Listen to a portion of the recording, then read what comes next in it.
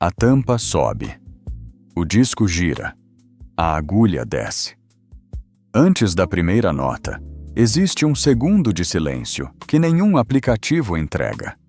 Depois vem o som, mais quente, mais presente, com um leve chiado de fundo que não soa como defeito. Soa como prova de que algo real está acontecendo.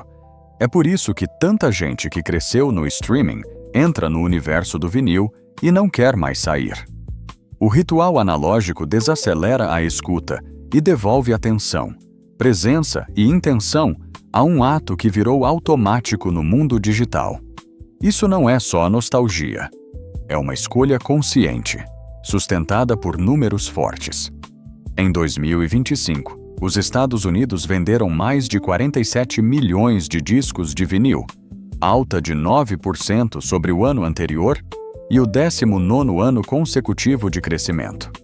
O mercado global de vinil deve atingir quase 5 bilhões de dólares em 2026, avançando cerca de 10% ao ano.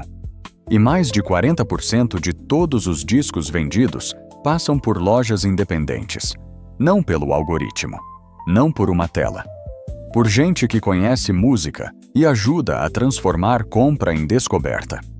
Esse avanço também aqueceu o mercado global de equipamentos de áudio analógico.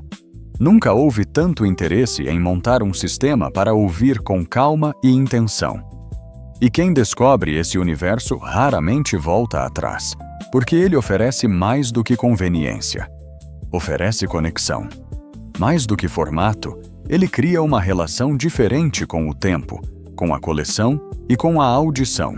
Da capa que sai da estante ao instante em que a música começa de verdade.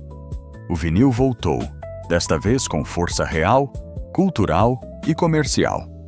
Se você quer ouvir música de um jeito mais físico, mais atento e mais memorável, talvez seja a hora de baixar a agulha e começar. Um disco exige algo raro hoje: atenção. Muita gente diz que o vinil resiste por nostalgia. Essa é a explicação fácil. A razão real é mais profunda. O áudio digital é conveniente e quase perfeito nas especificações técnicas, mas perfeição técnica não garante uma experiência sonora mais satisfatória. No processo de compressão e conversão, mesmo quando tudo funciona muito bem, parte da informação sonora considerada inaudível pelos algoritmos é descartada.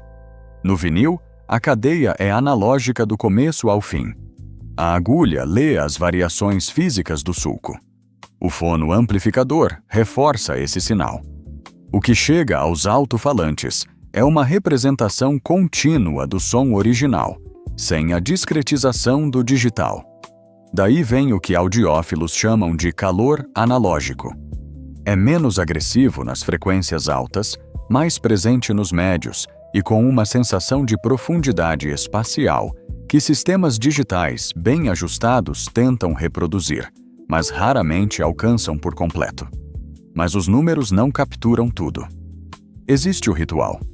Você escolhe o álbum, tira da capa, posiciona na bandeja, limpa com o pincel e baixa a agulha. Depois, você escuta de verdade. Não como trilha sonora de outra tarefa. O vinil não foi feito para virar fundo. Ele pede presença.